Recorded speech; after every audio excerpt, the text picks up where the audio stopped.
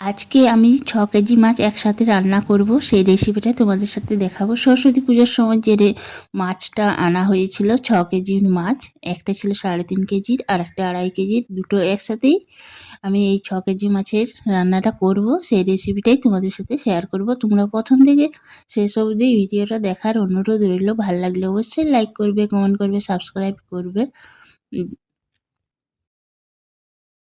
নমস্কার সবাইকে, কেমন আছো সবাই? আশা করি সবাই ভালো আছো। পাপি আঁখি নতুন ব্লগ ভিডিওতে স্বাগত। আমরাও সবাই ভালো আছি।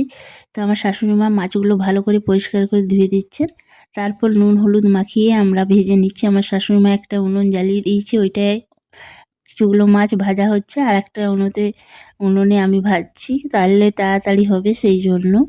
মানে অনেকগুলো মাছ তো একসাথে একটা একটা একটা উনুনে ভাজলে দেরি হবে, সেই জন্য দুজনে দুটো উনুনে ভেজে নিচ্ছি আমার শাশুড়ি মা আর আমি একদিকে। তো তাহলে তাড়াতাড়ি হয়ে যাচ্ছে। তো মাছ ভাজা আমার মোটামুটি হয়ে গেছে, আর এদিকে শাশুড়ি মায়ের উনুনটায় এখনও মাছ ভাজা চলছে। তো সেগুলো একটু আমি ছেঁকে নিচ্ছি। শাশুড়ি মা উঠলেন মানে অন্য কাজের জন্য, তো এগুলো ভেজে ছেঁকে নিচ্ছি। দেখো লাল লাল করে সব মাছগুলো ভেজে নিচ্ছি। অনেকটাই মাছ একসাথে রান্না হবে। তো দেখো কিভাবে রান্নাটা করছি, দেখো পিসগুলো দেখো, দেখলেই জিভে জল আসছে। খুব সুন্দর মাছ, টাটকা বাঁধের মাছ ছিল, পুরো জ্যান্ত মাছ ছিল, কাটিয়ে এনেছিল। তো বিকেলে না দুপুরবেলায় নিয়ে এসেছিল মাছ আমাদের। মানে এটা কালকের জন্য, এটা মানে পান্তা ভাতে রান্না হয়েছিল, সেই রেসিপিটাই তোমাদের সাথে শেয়ার করছি। তো এইদিকে আমি আরও একটু তেল দিয়ে দিলাম মাছ ভাজা কড়াইয়ে। ওইটাই আর একটু সর্ষের তেল দিয়ে আমি তেজপাতা শুকনো লঙ্কা ফোড়ন দিলাম, তারপরে পেঁয়াজ কুচোনোগুলো দিয়ে দিলাম। ভালো করে এবারে ভেজে নিতে হবে, যেহেতু অনেকটা মাছ, ভালো করে রান্নাটা করতে হবে। আর কালকে যেহেতু এই মাছটা খাওয়া হবে, সেই জন্য ভালো করে কষে না রান্না করলে মাছটা মানে ভাল লাগবে না, সেই জন্য। তো তারপর আমি কালো জিরে দিয়ে দিলাম। মানে কালো জিরে মাছের দিয়ে খুব সুন্দর সেন্টটা আসবে, সেই জন্য। পেঁয়াজটা মোটামুটি ভাজা হয়েছে, কালো জিরেটাও ভাজা হয়ে গেলেই আমি পরে আদা রসুন বাটাটা দিয়ে দেব। দেখো পেঁয়াজটা কিন্তু একদম ভাজা হয়ে এসছে। এবার আদা রসুন যে পেস্ট করে রেখেছি মিক্সার মেশিনে, সেটাই দিয়ে দেব। একসাথে বেটে রেখেছি। তো অনেকটা বাটা মানে অনেক রকম তরকারি হলো, তো সেই জন্য একসাথে বেশি করে আদা রসুন বেটে রেখেছিলাম। তো মাছটা আমি দিয়ে দিচ্ছি। মাছটা মানে সবার শেষে করেছি তরকারিটা মাছের, সেই জন্য। তো আদা রসুনটা দিয়েও কিছুক্ষণ কিন্তু ভালো করে কষে নিতে হবে, যেন আদা রসুনের গন্ধটা না থাকে, কাঁচা গন্ধটা। তো ভালো করে একটু একটু করে কষে নিতে হবে। আরও একটু তেল দিতে হবে। আমি মাছ ভাজার যে তেলটা হচ্ছে সেটা আমি পরে অ্যাড করব, তোমাদেরকে বলে দেবো কখন দিয়েছি। তার জন্য একটু কম তেল দিয়েছি, যেহেতু এখনও মাছ ভাজা চলছে এক সাইডে। তো টমেটোটা দিয়ে ভালো করে কষে নিলাম, তারপরে আমি মটরশুঁটিগুলো দিয়ে দিলাম। মটরশুঁটিগুলো দিয়ে ভালো করে আবার কিন্তু কষে নিতে হবে, যেন কাঁচা ভাব কিছুতেই না থাকে, তাহলে কিন্তু মাছ রান্না খুব মানে ভালো হবে না। তো এইভাবে তোমরা একবার মাছ রান্না করবে, আর কমেন্ট করে জানাবে কেমন হয়েছে মাছ রান্নাটা। আর আমি এইভাবেই রান্না করেছি, আর খেতে কিন্তু দুর্দান্ত হয়েছিল। তোমরা একবার হলেও বাড়িতে করবে ট্রাই। তো এই যে আমি এদিকে কাঁচা লঙ্কা কুচোনোটাও দিয়ে দিলাম। একদিকে মাছ ভাজা চলছে, সেই জন্য একটু দেরি হচ্ছে। কাঁচা লঙ্কা আমি চিড়ে রেখেছিলাম, সেগুলোও দিয়ে দিলাম। ভালো করে এবারে কিন্তু কষে নিতে হবে। ভালো করে না কষলে কিন্তু রান্নাটা ভালো হবে না। এবারে আমি বেশি করে একটু হলুদ গুঁড়ো দিয়ে দিলাম। যেহেতু অনেকটা মাছের পরিমাণ, তো সেই জন্য মশলাগুলোও বেশি বেশি লাগবে। তোমাদের মাছের পরিমাণটা যেমন থাকবে সেই অনুপাতে মশলাগুলো অ্যাড করবে। আর একটু হলুদ গুঁড়ো দিলাম, তারপর আমি লঙ্কার গুঁড়োটা আবার দিয়ে দিলাম বেশি করে। এরপর ধনে গুঁড়ো দিলাম। এরপর আমি জিরে গুঁড়ো দিয়ে নুন দেব। জিরে গুঁড়ো একটু বেশি করে লাগলো, আর নুন দিচ্ছি এবার পরিমাণ মতো।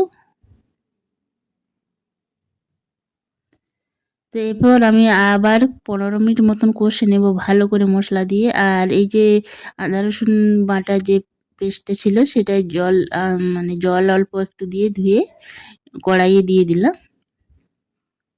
এরপর জল দিয়ে ভালো করে অনেকক্ষণ ধরে কষে নিতে হবে, যতক্ষণ না তেল ছেড়ে আসছে মশলার থেকে ততক্ষণ কষবো।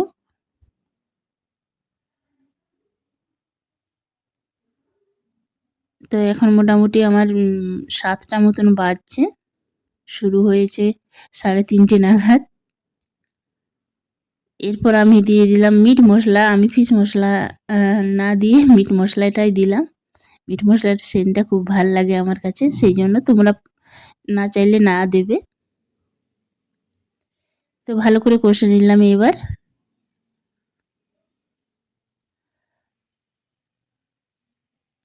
তো দেখো প্রায় হয়ে এসছে মশলাটা। একবারে কিন্তু যেন চিনি মানে গলে যায়, মানে রসুন আদা রসুন তো পেস্ট করাই ছিল, পেঁয়াজটা যেন একদম গলে যায়। এই যে আমি তেল, মাছ ভাজার তেলটা কড়াইতে নিয়ে এসেছি, আর একটা কড়াইয়ের কিছুটা তেল আমি অ্যাড করে দিলাম ওই ভাজা তেলটা গরম গরম।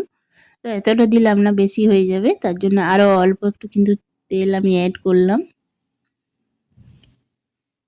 তো এবার ভালো করে কষে নিতে হবে, খুব ভালো করে। আমার এই মাছ রান্নাটা করতে প্রায় 1 ঘন্টা মতন টাইম লেগেছে, মশলা কষিয়ে রান্না করতে।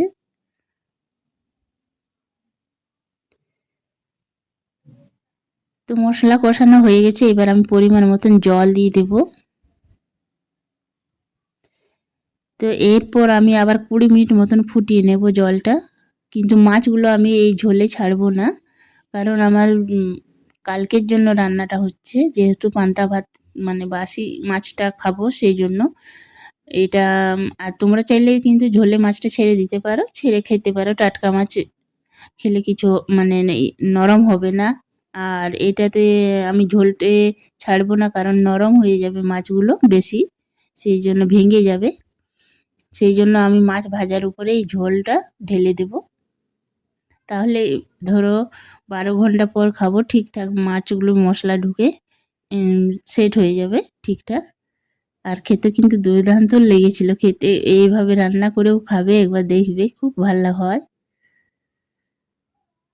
তো এবার মাছগুলো আমার শাশুড়ি মাকে বললাম যে পিস একদিকে, লেজা একদিকে, মাথা একদিকে মাছের, এগুলো আলাদা আলাদা করে মানে একটা জায়গায় রেখে দিতে, কারণ ওটাতে মানে ঝোলটা ঢেলে দেব, সেই জন্য। আর দিতেও সুবিধা হবে, সব মাছ ভেঙে যাবে না, অনেকগুলো মাছ আছে তো সেই জন্য।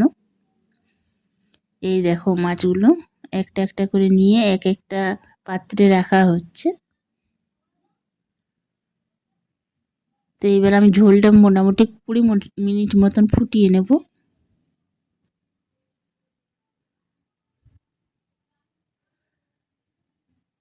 তো প্রত্যেক বছর এরকম সরস্বতী পুজোয় 7 কেজি, 8 কেজি, 9 কেজি মাছ রান্না হয়। দুপুরেও আমি 1.5 কেজি মাছ রান্না করেছি। ঝোলটা দেখো আমার হয়ে গেছে, একবারে তেল ছেড়ে এসছে মশলার থেকে, ঝোলের থেকে। এবার আমি মাছের উপর ঢেলে দিচ্ছি অল্প অল্প।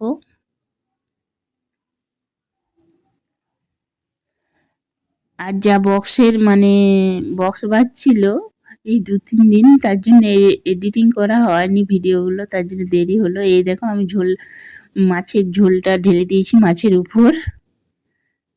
এই দেখো, এইবার এইগুলো আমরা কালকে খাবো, সেই জন্য এইভাবেই রান্না করলাম, নইলে ঝোলে ছেড়ে ফুটিয়ে দিতাম, ঠিক সেট হয়ে যাবে কালকে তো ঝোলের।